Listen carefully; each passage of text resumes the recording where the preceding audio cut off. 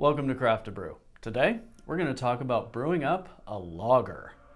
What makes a lager style beer different from an ale is the type of yeast that is used. It's a different strain of yeast. You've got ale yeasts and you've got lager yeasts. Lager beer kits like the Light Craft Lager Kit from Craft to Brew include this lager yeast. And what sets a lager apart from an ale is specifically how we treat our yeast. A key component of making an excellent lager is cool to cold fermentation, a diacetyl rest to clean up some of the off flavors created by the yeast, and then a gradual recooling before storing at just above freezing for an extended period of time. If you've seen our video about how to make ales, then this is quite a bit different and quite a bit more hands-on than making an ale. However, the outcome is worth it. You'll get a crisp, light, and refreshing lager if you manage temperatures well. I know, it sounds intimidating and it sounds like you need a bunch of extra gear and equipment to make this work. And it is helpful to have a spare wine fridge or dorm fridge around to do your lagering in, but there are other ways, and we'll show you some of those here in a bit. With limited resources, your goal is to get as close to these cool temperatures as you can. And no matter what, you're gonna end up making something really nice using one of the Craft to Brew kits. And that is because of the specific yeast strain that we include with the kits. We use a yeast called W3470, and it's a really forgiving and consistent yeast, and it works pretty well even up into temperature ranges like the high 60s, about 68 degrees Fahrenheit. And using some crafty and creative solutions, we can keep it pretty close to that temperature throughout fermentation and set it up for the best success possible. So let's take a look at the standard process for making a lager. First, you've got to brew a beer. And with our Craft to Brew kits, that often starts out with steeping some specialty grains for flavor and color. Once the grains have steeped, you drain off that bag and bring the liquid up to a boil before cutting the heat and adding your dry malt extract. Then you bring it back up to a boil and add your hops. For the Light Craft Lager Kit, that is 3 different hops additions over the course of an hour. After the boil, you cut the heat and cool that down in an ice bath and transfer over to a carboy. Then you'll cool that carboy down to at or below yeast pitching temperature and add your yeast. Ideally, you'll ferment the lager at pretty close to the low end of the recommended temperature range for your yeast. Then after a few weeks, once fermentation has finished, you will bring the temperature gradually up over the course of several days above 65 degrees Fahrenheit for that diacetyl rest. This just lets the yeast clean up some of the byproducts that they created during fermentation. After that 2 or 3 day diacetyl rest has completed, you'll then gradually start bringing the temperature down 1 or 2 degrees a day over the course of several days until the temperature is just above freezing. I like to do mine at around 35 degrees Fahrenheit. Then it will sit, and it will sit, and it will sit for however long you want to leave it, but generally 3-4 weeks up to a couple of months for that lagering phase, where it's just sitting and aging at a very cold temperature. Once the beer has finished lagering, you'll add priming sugar and bottle, and about 4 to 6 weeks later, you'll have carbonated beer.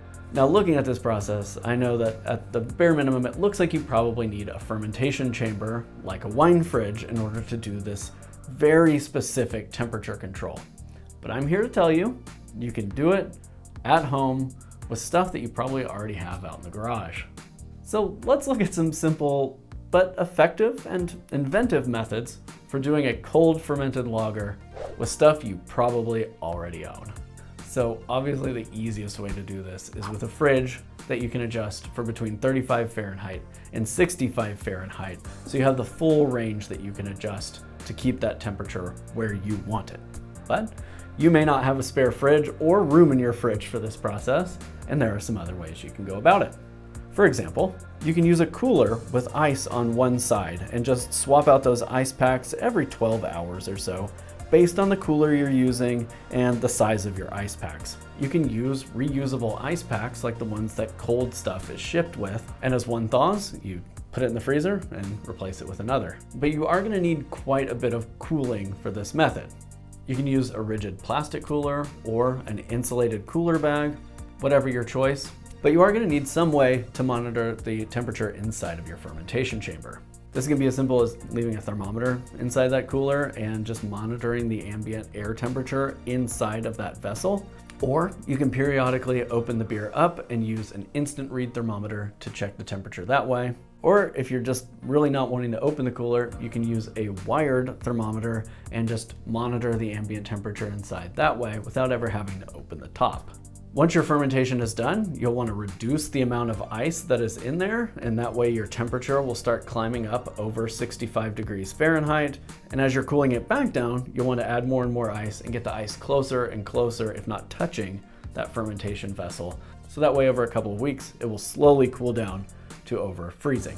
Now, this is kind of high maintenance, but it works. Now, for the lagering phase, where you're long aging this at cold temperatures, obviously a refrigerator is the ideal choice. So if you've got room in your refrigerator for that, you at that point don't really need to adjust the temperature up or down, just leave it as cold as your fridge can get without freezing and throw it in the back of the fridge. But alternatively, you could try and maintain an ice bath for a few weeks. You're gonna go through a lot of ice, and you might wanna use some ice cream salt in order to help keep that temperature cold. But this can be done, and it's especially easy to do if it's cold outside.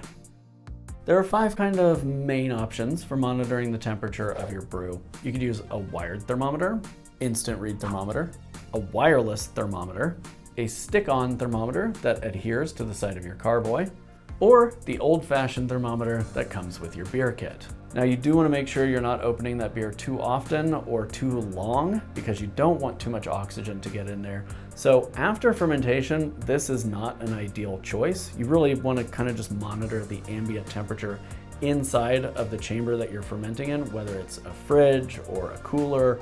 But during fermentation, this works just fine. Just make sure you sanitize it, stick it in long enough to get your temperature reading, and then seal everything right back up. And you could also just leave this inside of the cooler, not touching the ice or touching the carboy, and it'll take a temperature of the air inside of that cooler. That can be a okay estimation of what's going on with your fermentation temperature. Now, fermentation also raises the temperature inside of the carboy, so it might be fermenting at a slightly higher temperature than the ambient temperature inside the cooler, but that's okay. That's why we chose the yeast we chose for this kit. Brewing up a lager at home is not as complicated as it might seem. I know, temperature control can be a little intimidating. I hope these tips and tricks will help you in getting started with a nice cold fermentation with your craft to brew lager kit. Check out our website for the whole line of craft to brew ale and lager kits, and you might check out our ale brewing video for a much more deep dive into the beer brewing process on the 1 gallon level. Make sure to like this video and subscribe to our channel for future craft to brew content. And if you've got some interesting tips and tricks on fermentation temperature control, drop a comment in the comments and let us know how you ferment your lagers.